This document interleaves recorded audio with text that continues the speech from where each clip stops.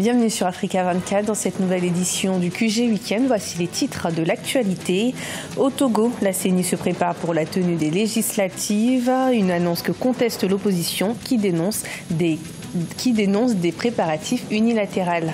Dans l'actualité également, au Mali, l'opposition conteste les résultats de la présidentielle. Le candidat malheureux, Soumaïla Cissé, a appelé à une manifestation ce samedi matin. Et puis en Algérie, la pénurie de médicaments persiste. Les producteurs et les autorités se rejettent la faute et aucune solution concrète n'a été trouvée pour le moment.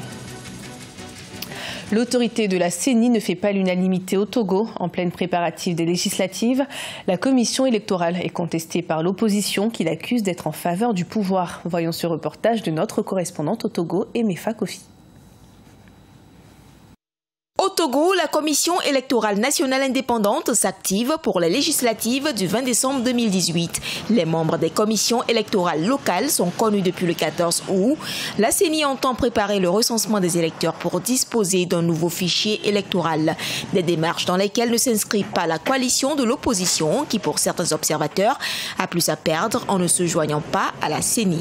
Il faut tirer les leçons du passé. Il y a eu des moments pareils comme ça au Togo où l'opposition n'a pas voulu envoyer ou a envoyé en retard ses membres. Ça n'a pas amené la CIA à recommencer le travail. C'est-à-dire qu'ils ont pris le train en cours. C'est pour ça qu'on dit allez commencer le travail avec la CENI telle qu'elle est composée et saisissez le comité de suivi de la CEDEAO. La feuille de route de la CEDEAO recommande une participation inclusive de tous les acteurs à la CENI, aujourd'hui contestée. La coalition de l'opposition annonce avoir saisi la CEDEAO à travers un mémorandum qui préconise entre autres la mise en place d'un gouvernement de transition pour une gestion commune et consensuelle du processus des réformes et d'organisation des élections. L'actuel président de la CENI contestée ne pouvait pas du tout prendre ces initiatives si il n'avait pas l'accord des pouvoirs en place. Tout ce qui était à l'envers sera remis à l'endroit. Le dialogue est toujours en cours. Les questions de fond pour un règlement pacifique de la crise politique au Togo seront abordées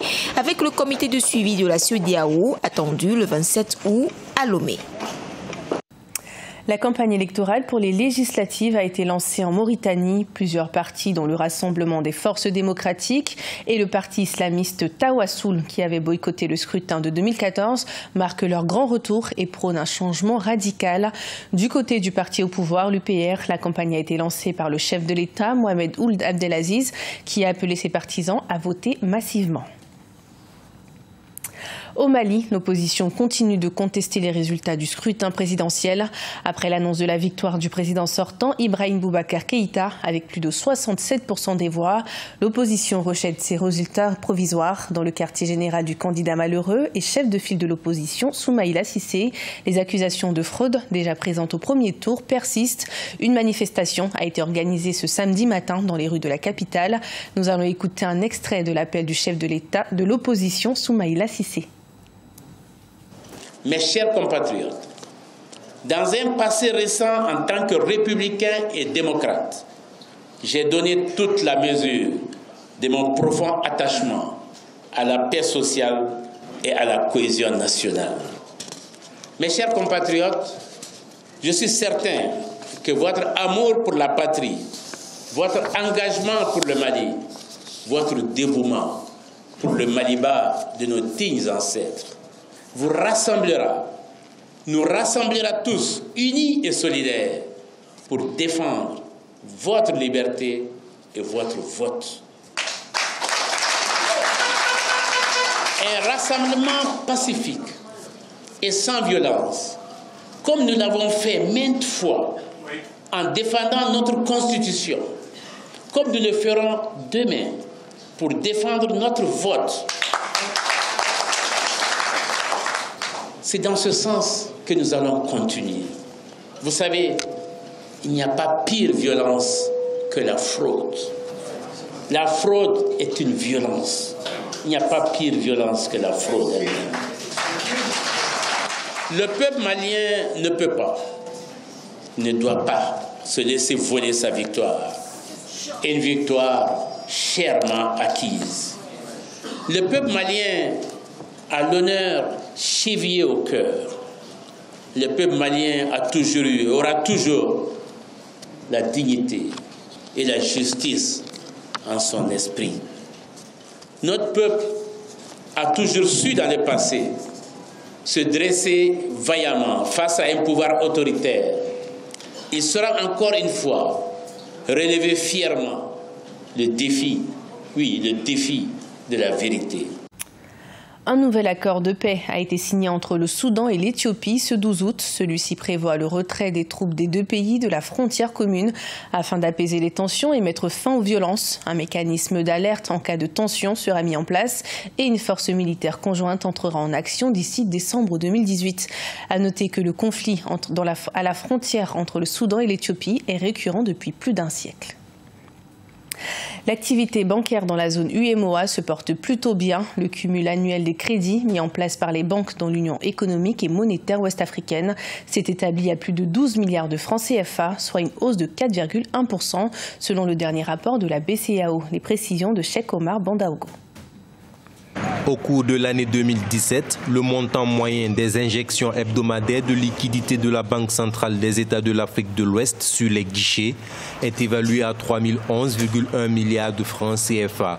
Dans le même temps, le taux d'intérêt débiteur moyen des crédits mis en place en 2017 par les banques dans les pays de l'UEMOA est ressorti à 6,93%, stable selon la Banque centrale. Toutefois, il convient de rappeler que depuis 2009, le taux d'intérêt débiteur s'est inscrit dans une tendance baissière en lien avec l'approfondissement du paysage financier, l'amélioration du climat des affaires et l'assouplissement des conditions monétaires. Ainsi, au cours des 6 dernières années, le taux débiteur a baissé de 139 points de base. Selon la BCEAO, on note une baisse du taux d'intérêt pour les sociétés d'État, les entreprises individuelles et les particuliers. En revanche, des hausses respectives de 0,05 et 0,07 points de pourcentage sont enregistrées sur les crédits octroyés à la clientèle financière et aux entreprises privées. Aujourd'hui, les banques préfèrent investir dans les entreprises, dans les sociétés financières, parce qu'elles estiment que le taux de rentabilité dans la clientèle institutionnelle est plus élevé que le taux de rentabilité dans la clientèle particulière. Et notamment les garanties de non-paiement restent très minimes. La BCEAO fait noter que les crédits mis en place par les banques dans l'UEMOA au cours de l'année 2017 se sont inscrits en hausse de 4,1% à 12 889,1 milliards de francs CFA. S'agissant des dépôts à terme effectués, ils sont ressortis en hausse à 8 396 milliards de francs CFA en 2017, soit une progression de 4,2% par rapport à 2016.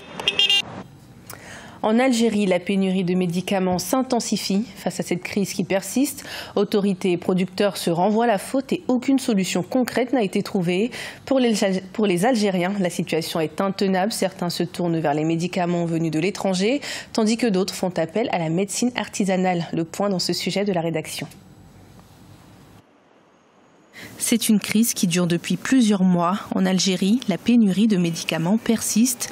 De nombreux citoyens se plaignent du nombre conséquent de médicaments manquants dans les pharmacies. Selon les pharmaciens, sur une liste de 50 médicaments, seulement 20 peuvent être trouvés dans le pays. La production algérienne de médicaments n'arrive pas à couvrir tous les types de médicaments, tous les types de produits nécessaires pour le traitement des maladies, notamment les maladies lourdes. Donc souvent, l'Algérie recourt à l'importation de médicaments de l'extérieur, de l'étranger, notamment de certains pays arabes. Selon le syndicat des pharmaciens, cette pénurie serait due entre autres au retard accusé dans la délivrance des programmes d'importation et au contrôle des quantités importées. Alors que les producteurs accusent les autorités d'être à l'origine de la crise, le ministère de la Santé s'est exprimé dans un communiqué. Le ministre Mokhtar Azbelaoui a menacé de sévir en retirant l'agrément aux opérateurs qui provoquent ces pénuries. En Algérie, il y a une certaine industrie pharmaceutique et le gouvernement tend parfois à évoquer la nécessité d'encourager la production nationale, notamment à travers les génériques. Face à cette pénurie, certains patients se tournent vers des médicaments venus de l'étranger, dont les prix sont plus élevés et donc inaccessibles à une partie de la population. D'autres font aussi appel à la médecine artisanale. Il sera en effet 45% d'Algériens à avoir recours aux herboristes. Ce journal a été préparé par l'ensemble de la rédaction. Merci de votre fidélité. Retrouvez dans un instant une nouvelle édition de l'information sur Africa 24.